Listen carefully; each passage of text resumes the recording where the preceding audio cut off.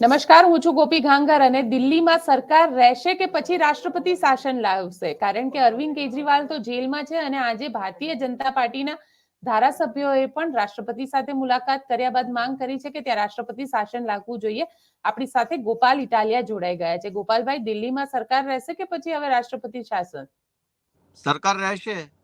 સરકાર રહેવી જ જોઈએ, કેમ કે સરકાર જનતાએ બનાવેલી છે.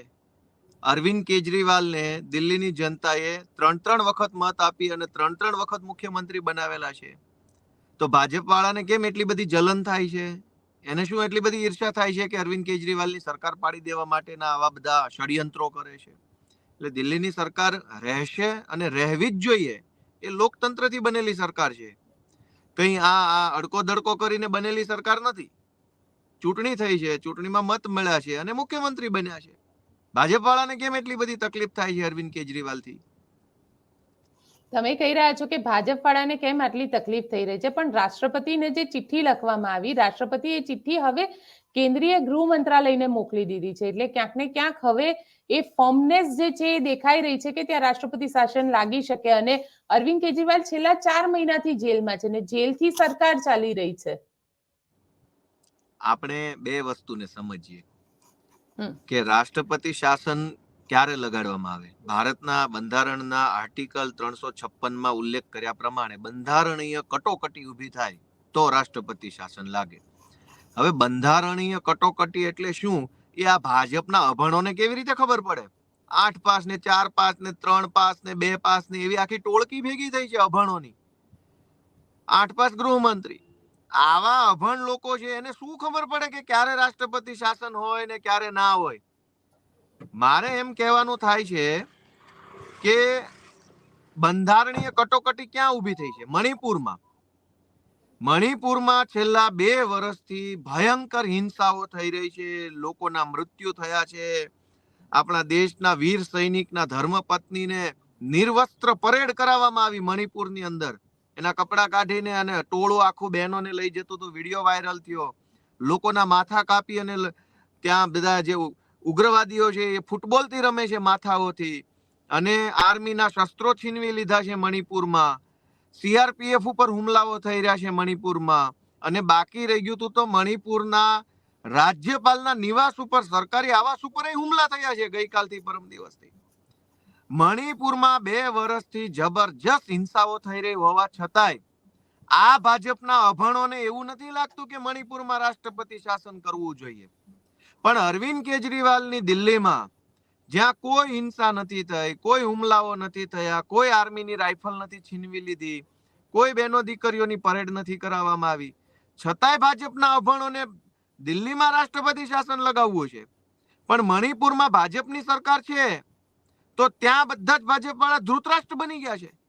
મતલબ આંખે પાટા બાંધી લીધા છે મણિપુર તરફ, અને દિલ્હીમાં રાષ્ટ્રપતિ શાસન લગાવવું છે. એટલે આના જેવા દંભી માણસો, ભાજપ જેવા અભણ માણસો ભારતના ઇતિહાસમાં કોઈ દિવસ નહીં આવ્યા હોય સરકારમાં. આપ કહી રહ્યા છો કે દંભી માણસો, પરંતુ ક્યાંક સવાલ એ પણ આવે છે ને, તમારી સરકાર તો જેલમાંથી ચાલે, એટલે અરવિંદ કેજરીવાલ મુખ્યમંત્રી છે અને જેલની અંદર છે અને જેલમાંથી આખી સરકાર ચલાવવાની વાત કરી રહ્યા છે. દિલ્હી જે ભારતીય જનતા પાર્ટી છે તેમનું એ જ કહેવું છે કે 4 મહિનાની નહીં, પણ અમે તો આખા છેલ્લા 10 વર્ષની વાત પણ કરી રહ્યા છે. કારણ કે દિલ્હી જલબોર્ડ હોય તો એ પણ કર્જમાં ડૂબેલું છે. ઓહો, ભાજપ વાળાને દેશની કેટલી બધી ચિંતા છે. આ સાંભળીને મને તો આશ્ચર્ય થાય છે. ગુજરાતમાં અમદાવાદમાં હાટકેશ્વરનો બ્રિજ 45 કરોડમાં બન્યો. 2 વર્ષમાં ભ્રષ્ટાચારના કારણે તિરાડો પડી ગઈ, જર્જરિત જાહેર થયો. હવે એ 45 કરોડમાં બનેલા બ્રિજને તોડવાનો ખર્ચો 55 કરોડ છે. તો કોઈ કટોકટી લાગુ નથી પડતી, તો કોઈ રાષ્ટ્રપતિ શાસન નહીં, તો બધું બરાબર છે, કેમ કે ભ્રષ્ટાચારીઓ બધા ભાજપ વાળા છે. દિલ્હીમાં અરવિંદ કેજરીવાલ 200 યુનિટ વીજળી મફત આપે છે તો ભાજપ વાળાને તકલીફ છે. રાષ્ટ્રપતિ શાસન લગાવો, કેમ 200 યુનિટ વીજળી મફત આપે છે? ગુજરાતમાં ભાજપના તમામ નેતાઓએ ઘરની સ્કૂલો, કોલેજો, યુનિવર્સિટીઓ ખોલી છે, તમામે, અને બેફામ લૂંટ મચાવે છે મેડિકલ સાયન્સની અંદર, એન્જિનિયરિંગની અંદર, પીટીસીમાં, બીએડમાં, બીજા ત્રીજા જે કાંઈ પ્રોફેશનલ ટેકનિકલ કોર્સિસમાં ભાજપના નેતાઓની કોલેજમાં ભયંકર લૂંટફાટ મચાવી છે ભણતરના નામે. તો ભાજપ વાળાને વાંધો નથી. અરવિંદ કેજરીવાલે દિલ્હીમાં શિક્ષણ મફત આપવાની શરૂઆત કરી તો ભાજપ વાળાએ રાષ્ટ્રપતિ શાસન લગાવવાની માંગણી કરી. આજ ગુજરાતની અંદર અનેક ભાજપના નેતાઓએ પોતાના બા બાપુજીના નામે પ્રાઇવેટ હોસ્પિટલો ખોલી અને લૂંટવાનો ધંધો ચાલુ કર્યો છે. તો ભાજપ વાળાને વાંધો નથી ગુજરાતમાં. પણ દિલ્હીમાં અરવિંદ કેજરીવાલ મફતમાં આરોગ્યની સારવાર પૂરી પાડે છે તો ભાજપ વાળા કે છે ભાઈ રાષ્ટ્રપતિ શાસન લગાવો દિલ્હીમાં.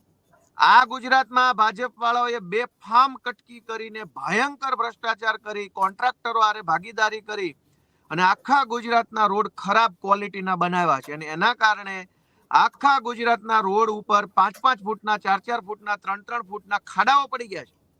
તો ભાજપ વાળાને કાંઈ તકલીફ નથી. પણ અરવિંદ કેજરીવાલે શાનદાર રોડ રસ્તા બનાવ્યા અને દિલ્હીમાં ભ્રષ્ટાચાર નાબૂદ કર્યો તો ભાજપ વાળા કહે છે દિલ્હીની અંદર રાષ્ટ્રપતિ શાસન લાગુ કરો.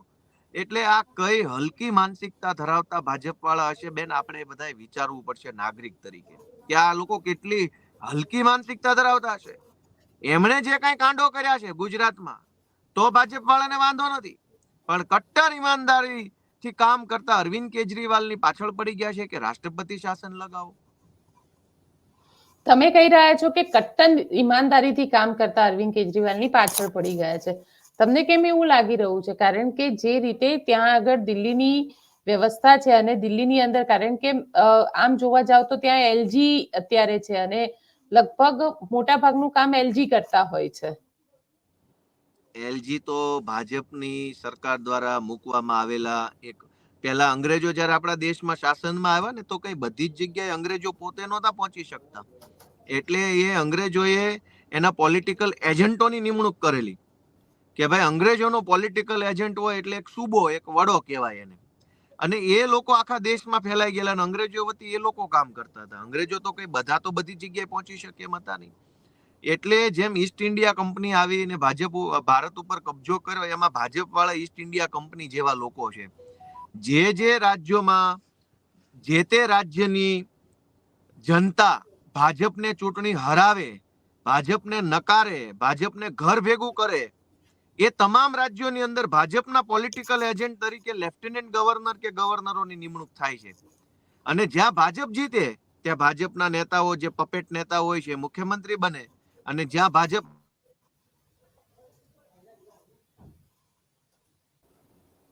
જી ગોપાલભાઈ, આપનો અવાજ આવી રહ્યો છે.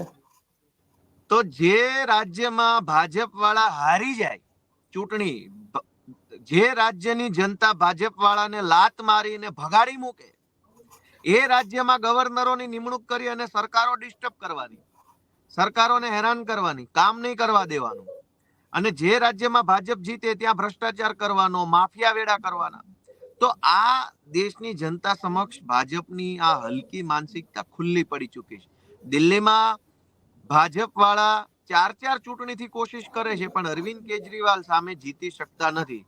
2013ની વિધાનસભા, 15ની વિધાનસભા, એના પછીની 20ની વિધાનસભા અને એની વચ્ચે મ્યુનિસિપલ કોર્પોરેશન ઓફ દિલ્હીની ચૂંટણી, આ તમામ ચૂંટણીમાં ભાજપ વાળા હારી જાય છે અરવિંદ કેજરીવાલની સામે. એટલે ભાજપ વાળાને અંદરથી જલન થાય છે, બળતરા થાય છે કે આખા દેશની અંદર ગુંડાગીર્દી કરી, લફંગા વેડા કરી ચૂંટણી જીતી જાય છે. આખા દેશમાં ભાજપ પાર્ટી ચૂંટણીઓ જીતી શકે છે પણ નાનકડા એવા દિલ્હીમાં અરવિંદ કેજરીવાલ જેવા એક આમ આદમીને ભાજપ હરાવી નથી શકતું. એ વાતની ભાજપને ખૂબ બળતરા થાય છે. અને બળતરામાં ને બળતરામાં આમ આદમી પાર્ટીની સરકાર તોડી પાડવા માટે અનેક કુપ્રયત્નો કર્યા, અનેક ષડયંત્રો કર્યા, પણ ભાજપ વાળા કોઈ ષડયંત્રમાં સફળ ન ગયા. તો છેલ્લે પછી અરવિંદ કેજરીવાલને ખોટા કેસમાં જેલમાં પૂરવાનું પણ ષડયંત્ર કરી લીધું. અરવિંદ કેજરીવાલને મનીષ સિસોદિયાને સરકારના, તમે એને ષડયંત્ર કહી રહ્યા છો ગોપાલભાઈ, પણ ક્યાંક, કારણ કે શરાબ નીતિ જે બનાવવામાં આવી અને એમાં ક્યાંક ભ્રષ્ટાચાર થયો, એને લઈને જેલમાં મોકલવામાં આવ્યા છે ને. આ કહેવાતી શરાબ નીતિ ને જી ગોપાલભાઈ, આપનો અવાજ આવી રહ્યો છે. આ ભાજપ વાળાએ ષડયંત્ર કરી અરવિંદ કેજરીવાલને જેલમાં પૂરી અને આમ આદમી પાર્ટીની સરકાર તોડી પાડવાનું દુષ્કૃત્ય કરેલું. કેવી રીતે કે 2020ની સાલમાં પહેલી વખત આ કહેવાતા કૌભાંડની FIR CBI દ્વારા નોંધવામાં આવેલી. 2020 થી આજે 2024 ચાલુ છે. 4 વર્ષથી CBI જેવી સંસ્થા, ઈડી જેવી સંસ્થા તપાસ કરે છે કૌભાંડની, પણ 4 વર્ષ પછી તે એક કાણી કોડી કે એક પાવલીની પણ ક્યાંયથી કોઈ જગ્યાએથી મળી આવી નથી કે રિકવરી થઈ નથી. આટલા કરોડનું કૌભાંડ, ફલાણા કરોડનું કૌભાંડ 4 વર્ષથી ભાજપ વાળા તાબોટા પાડે છે, 4 વર્ષથી ચિલ્લાઈને બોલે છે, પણ CBI અને ઈડી જેવી સંસ્થા 4 વર્ષમાં 1 રૂપિયાનો ભ્રષ્ટાચાર પકડી શકી નથી કે 1 રૂપિયાની રિકવરી થઈ નથી કે 1 રૂપિયાની માલ, મિલકત, મૂડી, સોનું, ચાંદી, ઝવેરાત, શેર બજાર, જમીન, પ્લોટ કશું જ મળી આવ્યું નથી. અને કહેવાય છે કૌભાંડ થઈ ગયું, પણ કૌભાંડ થયું તો રૂપિયા ગયા ક્યાં? કશું તો 4 વર્ષથી રિકવરી થતી નથી, તો ક્યાં ગયા પૈસા? એટલે અમે એમ કહીએ છીએ કે ભાજપ વાળાએ ચૂંટણીમાં અરવિંદ કેજરીવાલને નથી હરાવી શકતા, એટલા માટે અરવિંદ કેજરીવાલની ઇમેજને, એના ચારિત્રને, એની ઇમેજને ખરાબ બતાવવા માટે આ ખોટો આરોપ લગાવ્યો હતો. પણ એ આરોપનો હવે કોર્ટમાં ભાંડો ફૂટી ચૂક્યો છે. 4 વર્ષથી ઈડી CBI તપાસ કરે છે અને કશું જ કઈ હાથમાં આવતું નથી. બિલકુલ ગોપાલભાઈ, આપ અમારી સાથે જોડાયા તેના માટે આપનો ખૂબ ખૂબ આભાર.